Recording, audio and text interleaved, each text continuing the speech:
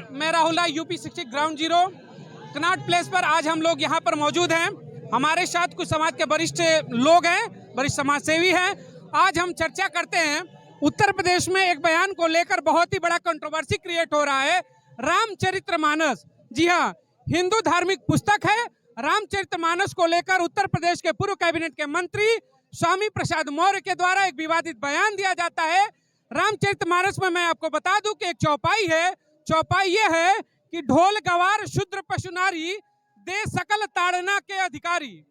तो इसी मतलब जो चौपाई है उसको लेकर उनका ये कहना है कि रामचरितमानस को बैन कर देना चाहिए।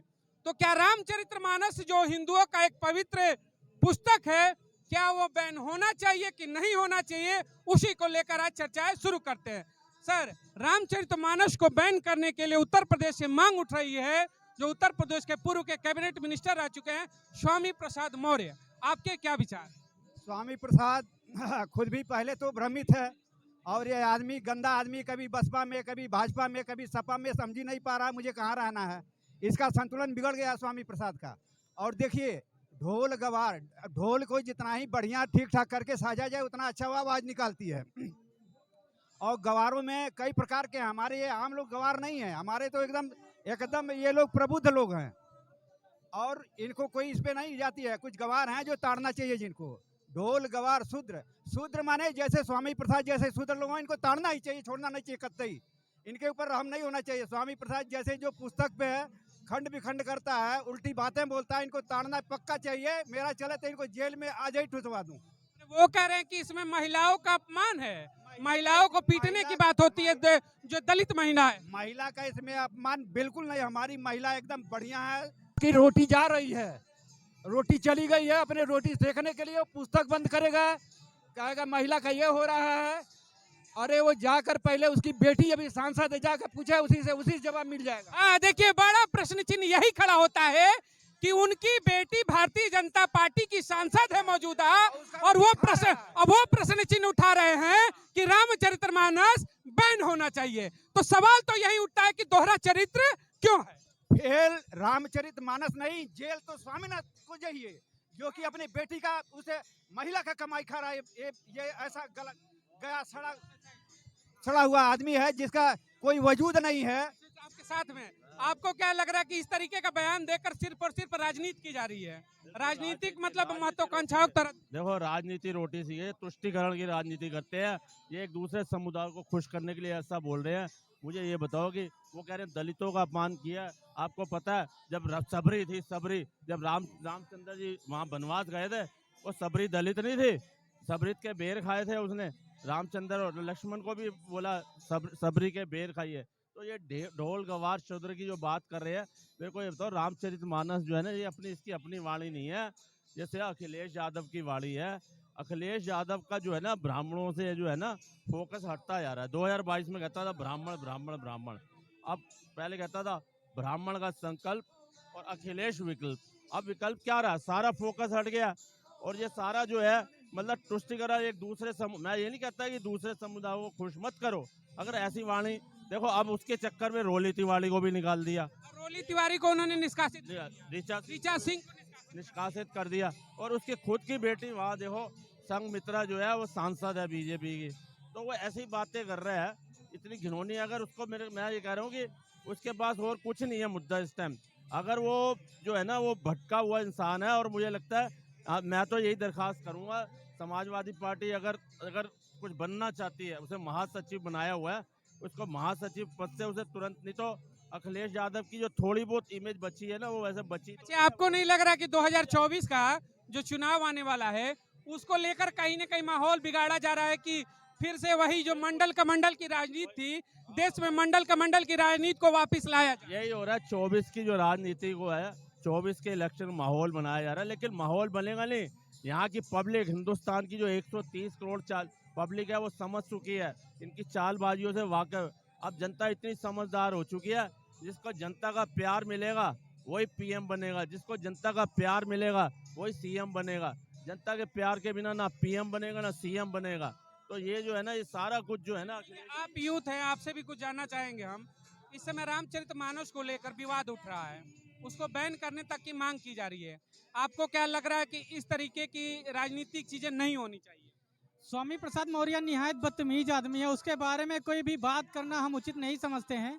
तो हम पढ़े लिखे हैं, ऐसे गंदे लोगों के बारे में कोई भी कमेंट करना अच्छी उत्तर बात नहीं प्रदेश के पूर्व मंत्री रह चुके हैं और विधानसभा के नेता प्रतिपक्ष रह चुके हैं, हमारे और आपके समाज के बीच से आते हैं। अगर उनके द्वारा ऐसा बयान दिया जाता है तो आप यूथ हो, आपको क्या लगता है कि क्यों इस तरीके के बयान दिए जाते हैं कि जब रामचरितमानस जैसी जिसपे बहुत असंख्य लोगों की आस्था है, उसे बंद करने, उसे बैन करने की बात उठती है? मैं उसके बारे में सिर्फ एक ही बात कहना चाहूंगा, ज्ञानी को ज्ञानी मिले जब करे ज्ञान की बात, गधा को जब गधा मिले जब चले भड़ा भड़लात। तो उसके लिए यही जरूरी है, उसके लिए ज्ञान की कोई बात करना उसके लिए अच्छी बात नहीं, उसके लिए भय होना चाहिए जिससे वो डरे और किसी भी धर्म के बारे में कोई गलत बातें ना बोले। क्योंकि हम तो एक हिंदू हैं, एक सनातनी हैं, हम किसी धर्म के बारे में कुछ भी गलत नहीं बोलते हैं। इस देश में रसखान भी रहे हैं, रहीम रहे हैं, कबीर रहे हैं, तुलसी जी रहे हैं, हम सबकी पूजा करते हैं। रसखान एक मुसलमान थे, उन्होंने भी कृष्ण भक्ति करी है। तो इस वजह से बाकी स्वामी प्रसाद मौर्य जैसे बिल्कुल खराब लोग हैं, कीड़े मकोड़े लोग हैं। समाज में नफरत फैला रहे हैं क्या? हाँ, नफरत मतलब फैला- दलित और ब्राह्मणों के बीच का जो मतलब है भाईचारा है, उसको खत्म करना चाहते हैं। हाँ, अरे भाईचारा खत्म होगा ही नहीं, उनको हर कोई समझता है, चाहे दलित हो, ब्राह्मण हो, कोई भी जात का बंदा हो, हर कोई समझता है कि ये कीड़ा मकोड़ा है, ये कुछ भी बोल रहा है बोलने दो, उसकी बातों का कोई सीरियस ले ही नहीं रहा है। जो समर्थन नहीं करता। नहीं, हम उसका समर्थन नहीं करते हैं, हम उसका अच्छा, हमारे समर्थन बिल्कुल नहीं करते हैं, हम उसको तो जानते भी नहीं, जानना भी नहीं चाहते।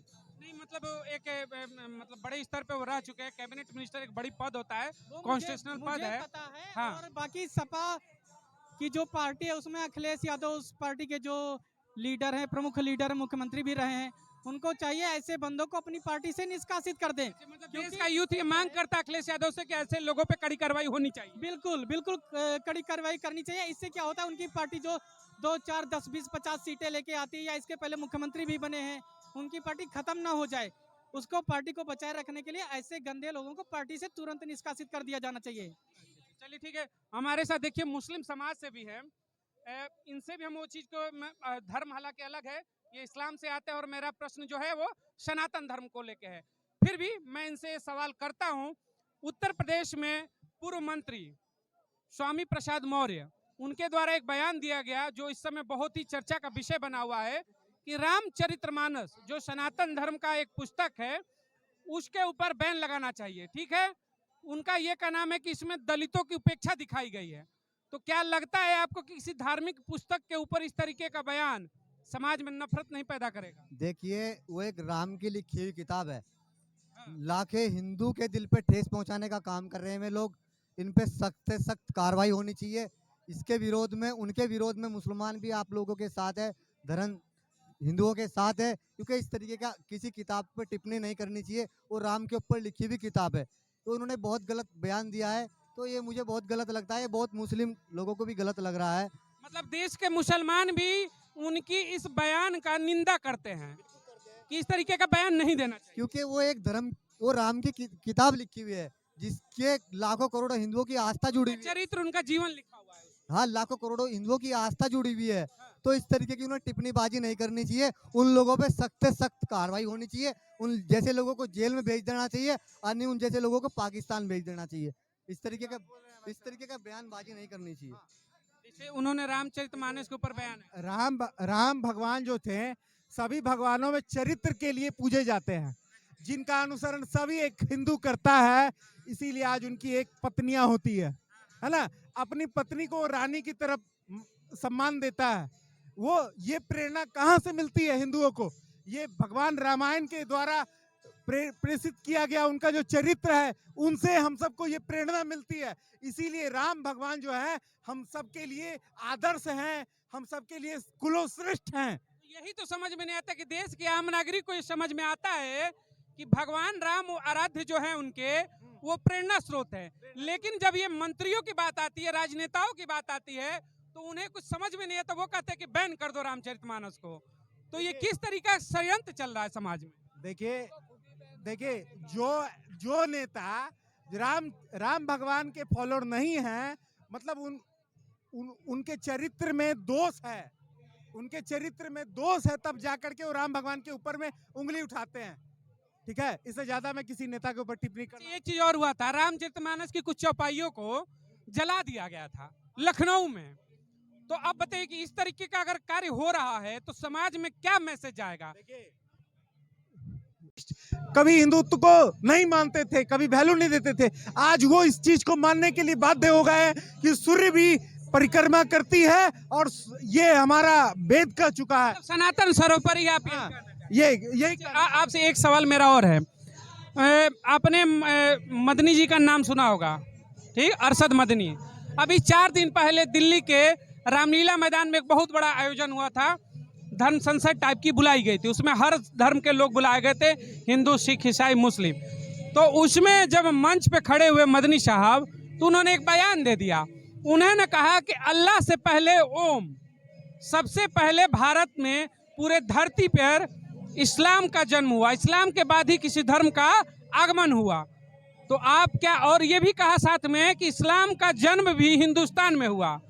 तो उनके इस बयान का आप कितना समर्थन करते हैं? देखिए, मैं इस तरीके का उनका कोई समर्थन नहीं करता, ना कोई देश का मुसलमान करेगा, क्योंकि जब से 2014 से भारतीय जनता पार्टी की सरकार आई, नरेंद्र मोदी जी आए, ये देश जागरूकता है, इसके अंदर शिक्षा दी मोदी जी ने, तो देश का मुसलमान समझ चुका है अपनी रोटी के लिए, अपने चूल्हे के लिए, अपना आप को सत्ता में रखने के लिए ये इस तरीके का भड़काऊ भाषण देते हैं। उन्हें क्या आवश्यकता थी कहने की रामलीला मैदान में आके, और जितना ये देश मोहन भागवत जी का है, जितना ये देश मोदी जी का है, ये कहने की क्या उन्हें आवश्यकता थी? वे भाईचारे की बात करते, प्रेम की बात करते, मोहब्बत की बात करते, और उनके बच्चे बड़े बड़े हॉस्टल में पढ़ते, जो यहाँ के नेता है उनके बच्चे